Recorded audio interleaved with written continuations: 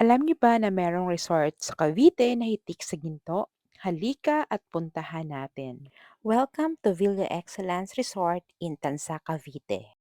Ang resort na ito ay namumutiktik sa kulay ginto simula sa kanyang interior, mga muebles, kitchenwares hanggang sa mga rooms.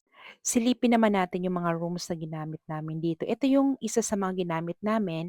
Good for 6 packs ito. Dalawa sa baba.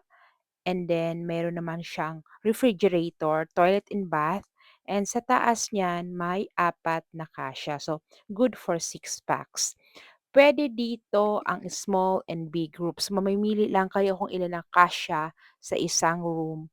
And kapag big groups, dalawa yung CR nila, isa sa baba at isa sa taas. May kasama na rin palang toiletries ito and bottled waters. And also meron din kayong paglalagyan ng gamit niyo like the closet kung gusto niyong ilagay yung mga damit niyo or i-hang niyo puwede diyan.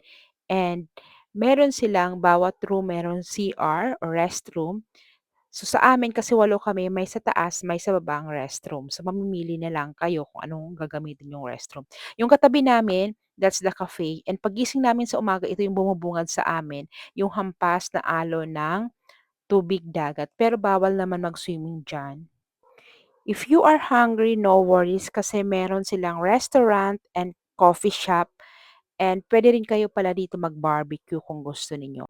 Actually, napakalawak ng lugar na ito kaya marami kayong magagawa. Puwede kayong mag-jogging, at the same time, mamimili lang kayo ng pool na gagamitin niyo kasi may water slide, merong wave pool, at merong mas maliit, puwedeng pang-kids and pang-adult. So, nasa sa inyo na 'yan kung saan ninyo gustong mag-swimming. Para sa mga ayaw naman mag-swimming, no worries kasi maraming Instagram worthy dito na area na puwede niyong pagpicturan. So, mamimili na lang kayo kung anong aura ang gagawin ninyo. May iba't ibang uri din dito ng topiary na mai-enjoy nyo kung mahilig kayo sa mga halaman at garden. Aside sa mga nabanggit ko, meron nga pala silang chapel na malapit doon sa function area or hall or entrance. Hindi ko lang nakuhanan kasi nawala ata sa clips ko na. And sa gabi, may fire dancing, bonfire at pwede kayong magkantahan sa designated area. So ano pang inaantay nyo? Halika na at puntahan natin, i-enjoy natin ang summer. And don't forget to like, comment, share, and follow na rin.